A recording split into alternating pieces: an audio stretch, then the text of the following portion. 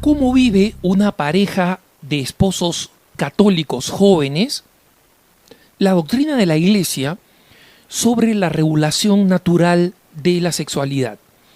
Este tema es un desafío real y lo viven en carne propia muchas parejas, como una pareja de esposos que son lectores de Así Prensa y escriben preguntando sobre cómo encontrar en España, donde viven actualmente, aunque son latinoamericanos, un grupo donde ellos puedan vivir auténticamente la doctrina de la Iglesia. Porque la experiencia de este lector de Así Prensa es muy difícil.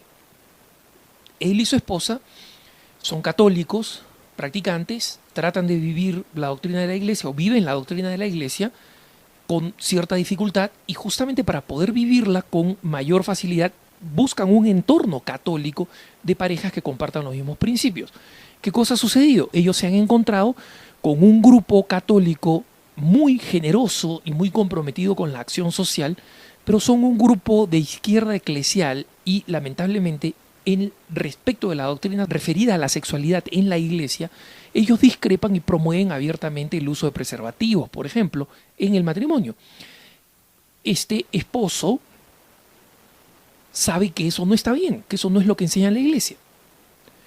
Y por otro lado se ha encontrado con otro grupo de una gran vitalidad espiritual y de mucho dinamismo espiritual que, como cuestión de cultura interna del grupo, y digo de cultura interna porque esto no es lo que enseña la Iglesia, este grupo sostiene que la sexualidad no se debe regular, que esa es simplemente una manera de hacer control de la natalidad. Y en consecuencia, o tienes los hijos o no tienes relaciones sexuales. Esa no es la enseñanza de la Iglesia, ¿no? La enseñanza de la Iglesia es la que está en la Humanae Vitae y en la Evangelium Vitae, y múltiples documentos de dicasterios específicos como la familia, la Pontificia Academia para la Vida, etcétera, que señalan que los métodos de regulación natural de la natalidad, que se llaman precisamente de regulación, no de control, como los métodos artificiales, es porque el hombre utiliza y la mujer utilizan sus ciclos naturales dados por el mismo Dios, de fertilidad o de no fertilidad, creados por el mismo orden natural ordenado por Dios, para espaciar, si es necesario, los nacimientos, como en el caso de estos esposos que ya tienen hijos y se encuentran además como inmigrantes en una economía catastrófica como la que está pasando España en este tiempo. Hace poco, la esposa del ex primer ministro de Inglaterra, Tony Blair, que como saben ustedes se convirtió al catolicismo, aunque un catolicismo bien a su modo, porque en temas de lo que enseña la Iglesia sobre la regulación de la natalidad, sobre el aborto o sobre las uniones homosexuales, él sostiene cosas completamente distintas.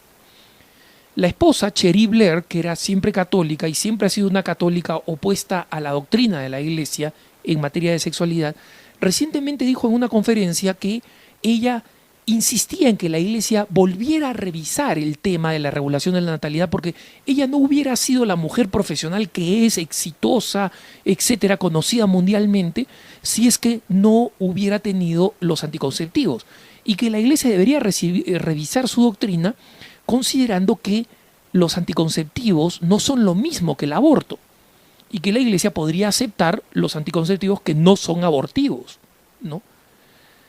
Eureka, resulta que nadie en la Iglesia se le había ocurrido, gracias Cherie, nunca se me había pasado por la cabeza que había una distinción entre los métodos de control natal de barrera, como por ejemplo el preservativo. Al no permitir el paso de los espermatozoides, no permiten en consecuencia que haya vida simplemente, ¿no? No lo sabía, nadie lo sabía en el Pontificio Consejo para la Familia. Nadie lo sabía en la Pontificia Academia para la Vida. De los 50 defensores de la vida y expertos en bioética, en medicina terminal, en genética, etcétera, entre los mejores del mundo, nadie, Cherie, nadie sabía lo que tú acabas de descubrir.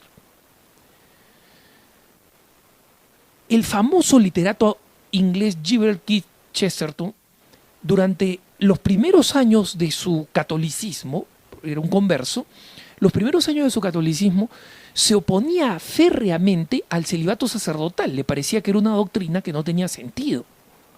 Más adelante en su vida, no solamente comprendió, sino admiró y agradeció a Dios por esta doctrina. Chesterton nunca tuvo que arrepentirse de haber dicho o escrito algo, siendo un autor tan prolífico y un conferencista tan conocido. Nunca tuvo que arrepentirse de haber tenido en su pasado un artículo, un cuento, un ensayo o lo que fuera en contra del celibato sacerdotal. ¿Por qué? Porque él pensó con la siguiente lógica. Bueno, a mí no me parece, me parece una doctrina tonta, así le parecía al comienzo. Pero si me pongo a pensar que 20 siglos de santos, sabios,